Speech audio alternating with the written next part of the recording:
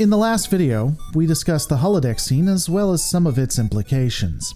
There have been some questions about why the Borg didn't just zerg the room. I mean, it is a very, very small area. And if Picard had become a threat, why didn't they just send more drones in? He had served his purpose and there wasn't more manipulation to be had. That is an extremely good question, and I wanted to go ahead and address it here.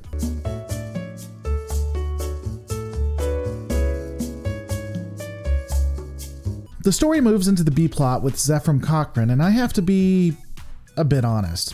I'm not a huge fan of the entire Cochrane subplot.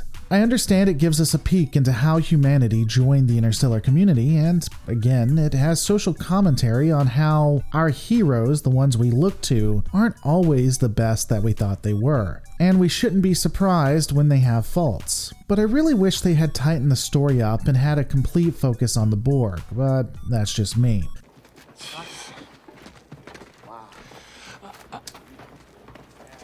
Anyway, we get an establishing shot of the settlement with people just staring at Zephram. This, of course, makes sense, but doesn't do all that much for the cover, you know, the people who are trying to hide the fact that they aren't from the 24th century. Additionally, we get to see Geordi, whom is wearing sunglasses. I assume this is so that his 24th century eyes won't garner any questions.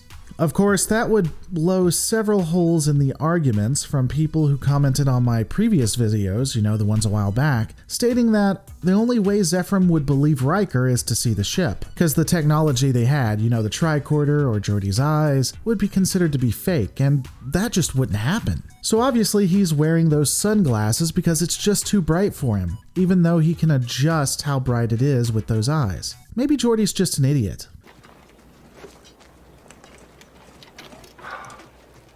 Throughout the subplot, we will see Zephram Cochrane drinking and not wanting the adulation that he receives. It's an interesting view of the man that he has little interest in fame and glory, but wants to be rich and find himself at the bottom of a bottle.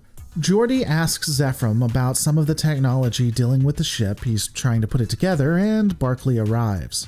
Dr. Cochrane, I know this sounds silly, but can I shake your hand?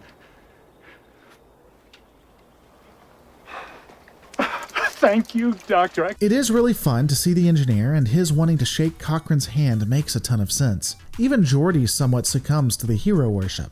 You know, I probably shouldn't even tell you this, but I went to Zephram Cochrane High School. Really? Again, I could do without all of this, but if you're wanting to put the story in, I don't mind how it's being told. You have the crew of the Enterprise with the man who arguably starts it all. So for them to be here in this instance and acting this way, it makes sense and it's well told. Though I suppose one of the purposes of the subplot is to add a little bit of levity, to make it comedic. Generally, this is used to give the audience a bit of a breather. If we instantly went from the holodeck scene to fighting on the hull of the ship, it might be too much. It's generally considered good writing to add some form of reprieve. I gotta take a leak. Leak? I'm not detecting any leak. Don't you people from the 24th century ever pee? Oh, leak. I get it. That's pretty funny. We get this in both the jokes about the leak and, of course, with Worf, which is coming up shortly. On that score, the next scene of the subplot shows us that Zephram didn't actually have to use the restroom, but he was making a run for it. More on that in the next episode. Let's get back to the Enterprise. Captain. Jean-Luc. His reports of my assimilation are greatly exaggerated. When did they ever say he was assimilated? I found something you lost. Well, that's racist. I am a Klingon. Mr. Worf, report. And we're off to the races.